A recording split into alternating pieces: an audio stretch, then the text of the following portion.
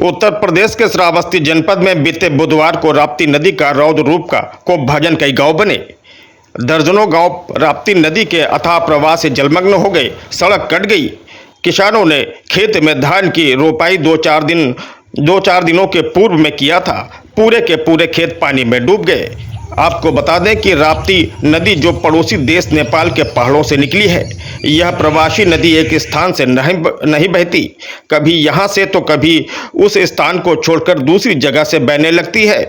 राप्ती नदी जब अपने उफान पर होती है तो बहुत कुछ तहस नहस कर देती है। अभी तो यह हल्की बानगी मात्र थी। 2015-16 में आई बाढ़ की विभीषिका में सैकड़ों गांव प्रभावित हुए थे, बहुत ही ज़्यादा नुकसान हुआ था। इसी प्रकार विगत वर्ष भी कुछ ऐसा ही हुआ, तब भी नदी ने बहुत तांडव मचाया था। कई गांव जो तटीय क्षेत्र में बसे थे, वहां के ग्रामीणों ने अपने आशियानों को स्वयं अपने हाथों से तोड़ा और मलबे को लेकर अन्य स्थान पर जाकर बस गए थे। पर जो लोग समय रहते नहीं तोड़ पाए, उनके घर मकान नदी में समा गए। बीते बुधवार 26 जुलाई को एक बार फिर राप्ती का तांडव देखा गया। यह महज एक ट्रेलर था। श्रावस्ती जनपद के विकासखंड जमनहा के अंतर्गत कई गांव पानी में घिर गए थे। ग्रामीणों ने बताया कि खेत में रोपे गए धान की फसल पानी में डूब गए हैं। जिन खेतों का पानी निकल गया वे तो ठीक हैं, पर जहां पानी भरा रहा वह सब नष्ट हो जाएगा। सड़क के ऊपर पानी की धाराएं बहने लगी थी। नदी के मुहाने पर बसे गांव सलारू पुरवा में एक झोपड़ी का घर ऐसा भी दिखा जहां कल आई बाढ़ में घर पर मात्र एक महिला थी। जैसे तैसे सड़क पर चारपाई डालकर उसने किसी प्रकार चूल्हा जलाकर रोटियां बनाकर अपनी भूख को शांत किया। गांव के लोगों ने बताया कि सारी रात हम लोग बच्चों को साथ में लेकर जागते रहे। विकासखंड जमनहा के कई गांव जो नदी के मुहाने पर बसे हैं, जिसमें लौकिया, बीरपुर, सलारूपुरवा, बारूबरगा, हसनापुर आदि। आइए हम आपको दिखाते हैं कि सलारूपुरवा गांव से चंद कदमों की दूरी पर नदी की धाराएं उत्पात मचा रही हैं। जहां तक मैं दिखा पा रहा हूं, पहले वहां तक गाँव बसा हुआ था। यह नदी काफ़ी दूर थी। अब मैं नदी की तरफ पीट करके गांव को दिखा रहा हूं कि मात्र कुछ कदम पर गांव है।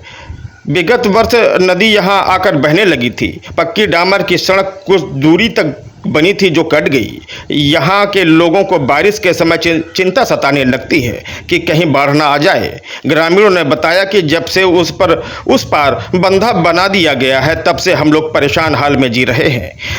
हर वर्ष इसी प्रकार बाढ़ आएगी तो घर मकान के नुकसान के साथ ही खेतों में भी कुछ पैदा नहीं होगा, तो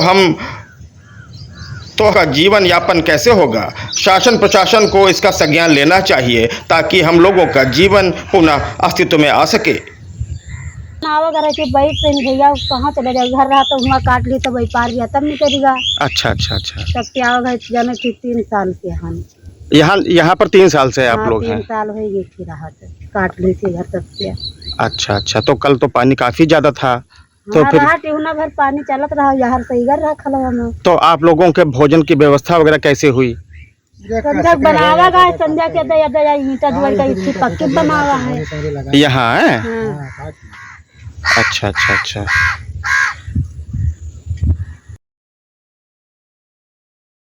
यादव कहाँ के निवासी हैं? सलारूपुरवा के।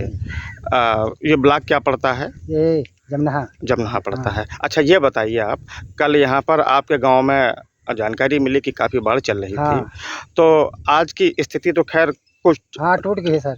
बाढ़ जो है टूट गई है, लेकिन जिन खेतों में पानी भर गया है वो साहब फसल का सब नुकसान हो गया। वहाँ फसल में कुछ नहीं रह गया। अच्छा, फसल बैठाएगा, वहाँ पर कुछ नहीं रह गया, बारू पट दिया है, बालू से पाट दिया है। तो मतलब धान की फसल के लिए बहुत नुकसान है। कुछ नहीं सर। अच्छा। 5 बजे बाढ़ गिरी, पूरी रात बाढ़ ही है। सुबह 7 बजे से बाढ़ टूटे लगी। वहाँ पर लड़किन का बचाव मारे ईंटा खपटा लगा के माटी खोद मेल बांधा गया है, तब जाके लड़किन का बचाव मिला है। नीचे ईंटा धे ऊपर से खटिया रख के ऊपर लड़की को बचा रहा है। तो आप लोग तो रात भर जो है जगे होंगे? नहीं जागा गए, सोए नहीं गया है, पूरी रात नहीं सोगा है। सारे गांव का यही हाल? पूरे गांव का यही हाल रहा है।